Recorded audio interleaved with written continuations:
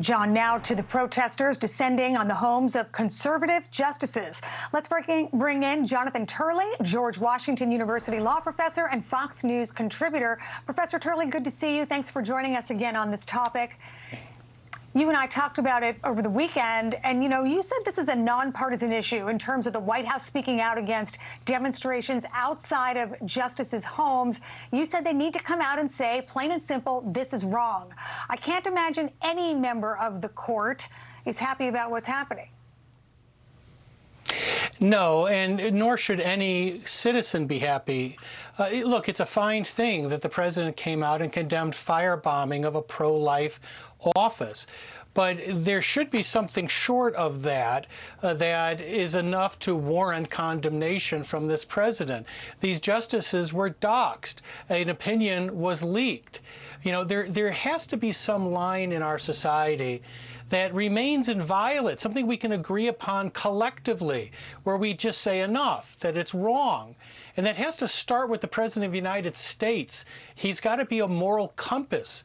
And what is really chilling about all of this is the utter silence that has come from the White House. They said they simply don't have a policy on whether these protests and the doxing behind it are wrong, or that they don't really have a position on condemning a leak that violated every ethical principle that governs the Supreme Court and the legal profession.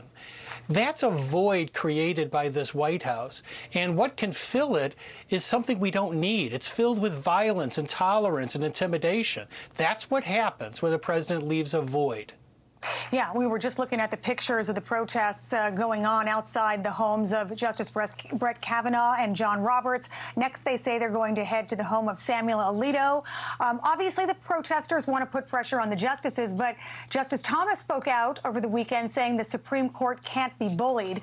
And I do want to go to a tweet from Jen Psaki just this morning where she said the president strongly believes in constitutional rights to protest, but that should never include violence, threats, or vandalism. Judges perform an incredibly important function in our society, and they must be able to do their jobs without concern for their personal safety. But you're saying, the White House needs to go farther than this.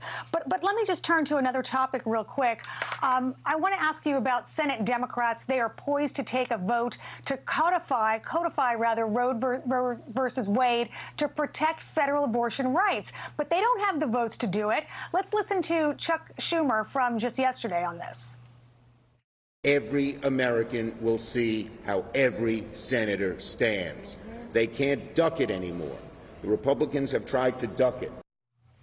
So they don't have the votes to pass this, so are they just doing this for optics? What do you think?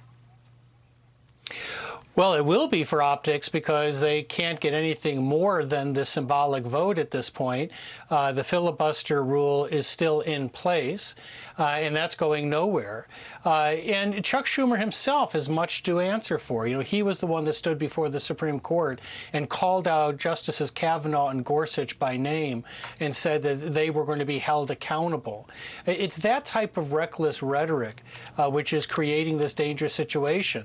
Now, if Congress passes that national bill, there will be constitutional challenges. It is possible that it could be upheld, but it will also be challenged. Putting aside the legislation, abortion itself will not be made illegal. In most states, abortion is protected. Most Americans live in those states. And then it will go by state-by-state basis to decide where to draw the line or whether to allow abortion. And that's going to make this a fight at 50 different states. But in terms of the democratic process, that will unfold unless Congress could pass that type of federal legislation. All right. Well, we'll see what happens later this week. The Senate Democrats say they want to take a vote on this. We'll be following it. Jonathan Turley, thank you so much for your time. Really appreciate it. Thanks, Anita. Okay. Hi, everyone. I'm Brian Kilmeade. I want you to do me a favor. I want you to click to subscribe to the Fox News YouTube page. This is the only way that I know for sure that you're not going to miss any great commentary, any great news bites, any great interviews coming your way on Fox. You can get it all here on YouTube. So subscribe right now.